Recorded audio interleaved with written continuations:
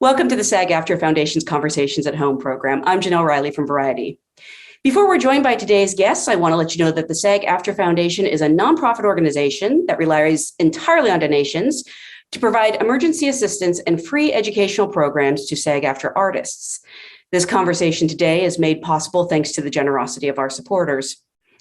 Over the past year, the foundation has given over $6.5 million in COVID relief fund to more than 7,000 performers. So if you are a SAG-AFTRA artist and you need help, please ask. And if you can help, please give. Information can be found in the description of this video. And now it is my pleasure to introduce Jake Gyllenhaal of The Guilty. Thank you so much for being here.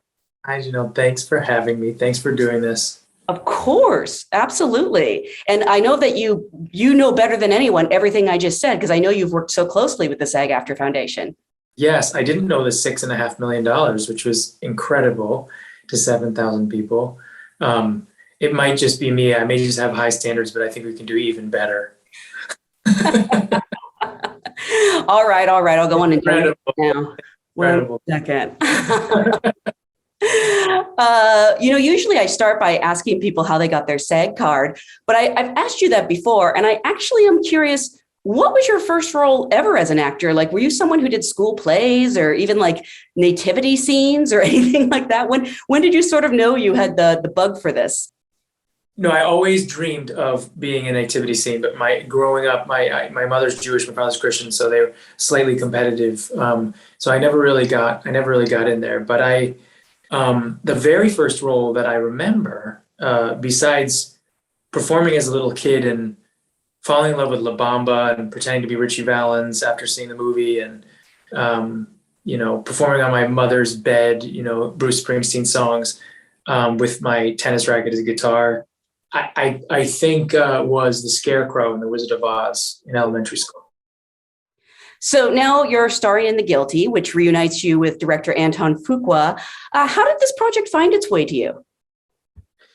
Well, I saw the original movie in Sundance in 2018, and I loved it. And I was so moved by it. And I just sort of thought it was such an incredible film, number one, and somehow felt like something in my bones told me that it could be a really wonderful transposition if moved from the original space, which was Denmark, to the United States. Somehow in the American context, it just has a different feeling. All the sort of social, environmental, political issues that are the undercurrents of the movie just felt very different, had more power. And I also maybe was just coming out of, I was just actually about to enter into doing a monologue on stage, which I ended up doing for a year, that next year. So I think my mind was in the idea of this kind of a one-man show, doing a monologue. Maybe I was just really enticed by the idea that the audience would have to turn on their imagination, because I loved taking the elements that we're so used to out of the movie and forcing the audience to really listen and lean in. And I went and I got the rights. And I also am developing a movie with the original movie's director, another project called Snowblind. So, that's sort of how it came about. I mean, I know you've done a remake before as an actor, but not as a producer, I don't think. What sort of changes did you make in adapting it from the Danish film? And why did you think it would resonate so much with American audiences? Well, I think, what's interesting about it, I think because I come from more of a theatrical background, I'm so used to watching actors interpret it's the same material. So there are a lot of similarities to the original film, but, in terms of turns and structure. But there were, for me, I felt like the issue of the pressure of the world that we're living in, particularly what we've gone through over the past 2 years. The movie I saw 3 years ago and the ideas in it, we're in a different world. So you put that movie in this world, in this time, and all of those ideas just feel different. We made a lot of changes in the environment, what was happening around him. And I think it's a much more emotional story. The characters in a much sort of, we thought of it as theatrical. So I feel like we knew he was going to go was important for Antoine Fuqua and I that the character express like big, big, big feelings. You know, he takes responsibility for some things. And in him taking responsibility for those things, I think he had to express great remorse, which was very different, I think, from the original. And his relationship with his wife was something that we expanded onto.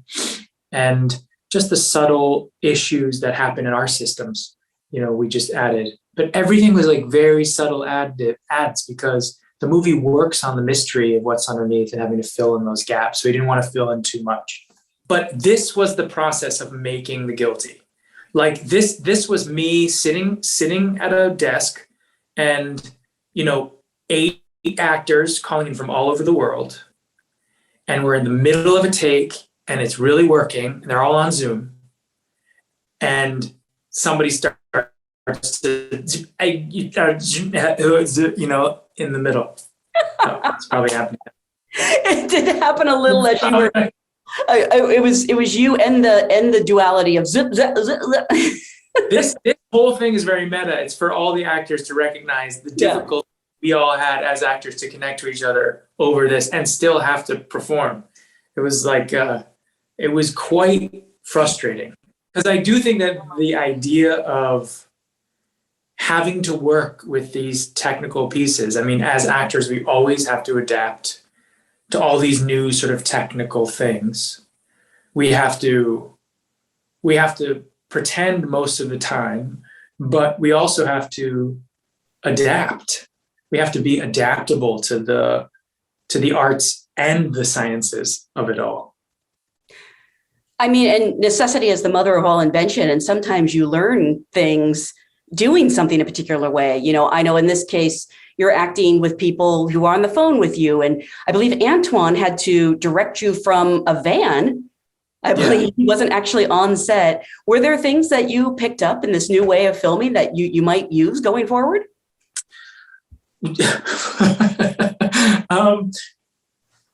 Patience was definitely one of them. I mean, I think that it was interesting. Yeah. So we shot the movie in 11 days and we didn't realize that what we thought was advantageous to us is that we had 11 days to shoot and we get it done quick in October of 2020 when the pandemic was probably at its, you know, scariest, you know, of all.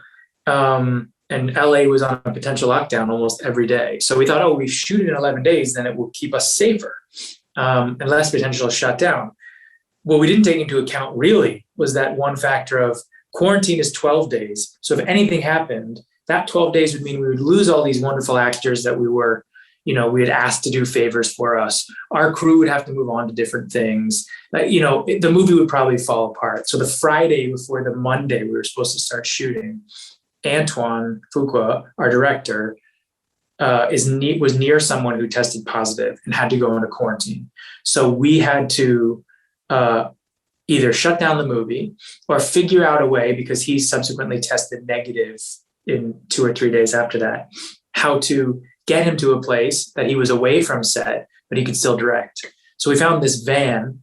And at first we set it up at his house and he would go to we tested it on the Sunday. We were supposed to start shooting Monday. And there was a delay. There was a quarter-second delay between picture and sound. And it was driving him crazy. He said, I can't direct a movie like this. So then we thought, what if we hardwired the van down the block from the stage and we, you know, did it that way? So we did that the next day on the Monday where we were supposed to start shooting, and it worked. So yeah, we ended up the next day coming back in and started shooting the movie on the Tuesday or the Wednesday. I'm not exactly sure. I think it was a Tuesday. And Antoine directed the entire movie from a van. I didn't see him. I haven't seen him at all since then. Are you serious? Yeah, everything we've done has been on Zoom. He directed me on FaceTime. So we split the movie into 5 acts, 20 pages each. And we would shoot 20 pages a day, and we would shoot those 20 pages in one take. So we would shoot, 8 to 10 takes of each setup, and he would change, camera setups. He had 3 cameras shooting all the time. And out of safety, out of precaution, but also him saying, I need to get your performance first, he basically shot all of my close-ups first, did the whole 105 pages of the script. And then we went back over the last 2 days. We shot that over 9 days. And over the last 2 days, we picked up the movie. We just ran around and got wide shots and medium shots and moves and inserts and specialty shots that he wanted to get. It really does sound like doing a play to some extent, except that you're allowed second takes, I guess. Yeah. I mean, and someone gets to cut it together. But it was very theatrical in nature. It was, everyone came in, called in live. Everyone sat on, all the actors were on a Zoom. All the actors, depending on the act that they were in, some of them were in 2 of the acts, some of them were 3 of the acts, some were in just 1, would come in the morning and we would choreograph it, we'd rehearse it. A lot of it was also me making the call and the call coming in. We didn't have ringing. So I would either dial and then I would cue the actor, or then the first AD would cue me from afar and I'd see him out of the corner of my eye that the call was coming in. I would answer the call, that would cue the light. I would answer the call, and then the other actor would be cued on Zoom and then they would speak. So it was getting that rhythm. And then most of the time, it just didn't work because it was Zoom. And also what I realized is that in Zoom, as we talk, like, you can't really interrupt me, right? The rhythm of our conversations is dictated by this thing. So we had to figure out a way, we had to devise a way of interrupting early so that so Ed Novak, our sound guy, knew I was interrupting and could eventually lay it over in the end. We did some of that in post, but generally, if someone's emotional and you can't hear them because of Zoom, it just becomes very difficult. I'm really curious because you have such an amazing cast, in addition to yourself, obviously. These actors that you got to do the voices on the phone, as a producer, were you involved with the casting? And what was it like? What were you looking for when you're casting these parts where people are heard but not seen? Oh, I very much was involved in that. Antoine and I were, we knew that we were it was to our advantage that we only had a short period of time, and that most of the actors got to stay home. So, and could call in from wherever they were. So we just called in favors. Antoine called Ethan Hawke, and I said, hey, Paul Dano, I was in your movie. Can you come be in mine? I called my brother-in-law. He had no choice. Who else? Oh, well, Riley, we had worked on this movie, Devil All the Time, which is another film that we produced. And so Riley came in for the reading and was just as a favor. It was so incredible. And then we were like, will you do the movie too? And she agreed. So it was a lot of favors, truly, and a lot of really wonderful, wonderful actors. I mean, did you have any auditions for those, or were you just plugging in people that you knew could pull it off? Some of the secondary characters, yeah, they were actors that we didn't know, or and Antoine. It was the normal process. I mean, we had wonderful casting directors in Betty May cast the movie, and the audition process was very interesting. People would send in tapes without any images. They would just send in sound tapes. So you just hear their voice. Obviously you have their headshot, but that was not as important to us as hearing their voice, because it's a movie about our assumptions about people and how they sound and the mistakes we make and, what we project on other people because of what we think they look like. And so, yeah, I've never seen a tape or listened to a tape, but I think that is something I will take with me. If you close your eyes and you just listen to someone, you should be able to hear the truth just as easily as you can see it. And I think actors can really appreciate how hard voice acting is. I mean, I have to admit, I thought that it was probably really simple. You showed up in your pajamas, and went into a booth, and it's really hard and grueling. And these people are giving intense performances. Yeah. I mean, in particular, I would say Riley was so brave in that, she's been pretty public about what she's been through in the past 2 years. she lost someone very close to her, and in a very difficult way. And the story has similarities to all those emotional things. And so agreeing to do that and going through that alone in a room over and over again, it's not like even she was with people. It was just me on the other end of the line, and her hopefully using it as a bit of a cathartic piece. She's so brave. So yeah, I mean, when you looked at the Zoom, which I rarely did, it was a computer. There was a computer attached to my desk in a drawer. And there were other computers that were, First AD had a computer, and the sound guy had a computer, and Antoine had one. But if I pulled it out, I could see everyone in their sort of respective weirdness. Like I remember Edie Patterson, like she literally had her head in like just ties, like men's ties, like she was doing her piece, like covered in her whomever's ties. And Paul was calling from Australia, in the middle of the night, trying not to wake his daughter up, There was one thing, my brother-in-law, his stuff is very emotional, and he has just very tough things to say and go through. And my nieces were in the other room, and they heard him getting very emotional in the room. They got really worried. And my sister was like, she said, "What's wrong? Is Daddy okay?" I said, "Yeah, he's just talking to Uncle Jake." So that was interesting. I would say your brother-in-law, between you and your sister and his obligations to do your guys' movies, is a pretty good year. It's so true. And he is so good in both of the films. I mean, his work is so beautiful. He's so wonderful in my sister's film.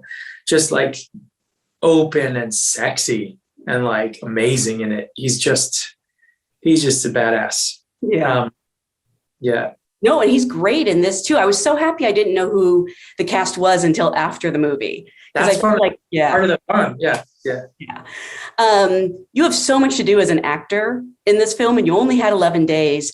Did you sort of feel like you were the producer up until you started shooting, and then did you kind of have to take that hat off and just be an actor on set, or were you still, producing on set? And how did you balance that? I felt like I was a producer all the way along. I mean, at a certain point, when the game is on, you have to be in the plays, and you have to be with your team, and that definitely is where I switched on all that stuff. But there were so many things happening because of our safety and the safety of the crew and the cast that, you forget how much of your heart and your mind was devoted to keeping people safe. And that was the job of the producers. And I think by proxy, my job, not only as an actor in it, trying to be, lead the way, but also as a producer, I just wanted to make sure everyone was safe and that everyone was okay. So no, that didn't go away. And, we had just so many issues, so many issues that are hard to even go into. And frankly, it's a character that is going through so much. It is so much pressure that I welcomed any extra pressure, it all ended up being additive, but I certainly couldn't be like on the phone with the producing team and acting the scene. That was not going to happen. Obviously, this is a very intense film. There's a lot of pressure on you as an actor and a producer. Were you able to have levity on sets? I mean, do you like to sort of, cool off during takes, or did you not have the time to do that on this film? We didn't really interact I didn't get to interact. I wasn't allowed to interact with anyone. I was like, I came on set and then I was put into a room with like a filtering machine. And then, yeah. You actually mentioned you didn't get to interact much with the actors, but I do want to point out there are some actors who appear in the film with you. Obviously, Adrian Martinez is, probably 6 feet away. Yeah, I've actually worked with Adrian, so every time I see him, I'm like, yeah. So you did have people around you. I don't want people to think you were too lonely. when you say, how did you keep it light? It was Adrian who kept it light through all of the, like, literally take out, by the way, the most patient man ever, because we were shooting 3 cameras. So he was always in every shot. So the poor guy had to sit there the whole time. Like, just the patience of the actor, and then also just his joy, just this the most loving, supportive, and he flew from New York, on very late notice. I mean, the movie was cast the very last minute. And so, he came in, super brave of him to come out and get on a plane and come out to Los Angeles. I mean, and he's just wonderful. Yeah. I have to say, I don't mean to make this about Adrian, but I think actors would really appreciate. He is one of those actors who will pop up and sometimes have one line or one scene, and he always understands the assignment. He's just so good. The only time I've ever acted on film was with him, and I kind of couldn't stop watching him. He's just so good at what he does, and I know that that's hard to do, to show up. Sometimes those small roles are harder than the big ones. I mean, I absolutely think so. I think you have so much more space to mess up. And it's almost like a very particular kind of precision and an accuracy. It's same space that a closer would have, it's like you come out there and you got to win the game. And he just has that for days. And a lot of it, I think, is based on his, we're at ease, I think, to deliver when we're positive. I find that. And I do think that his big heart and his positivity allows him to do that. There was no one really I was able to be around. I wasn't able to be around everyone, and sort of kept in this room and then brought back out, to act, and then put back in the room again.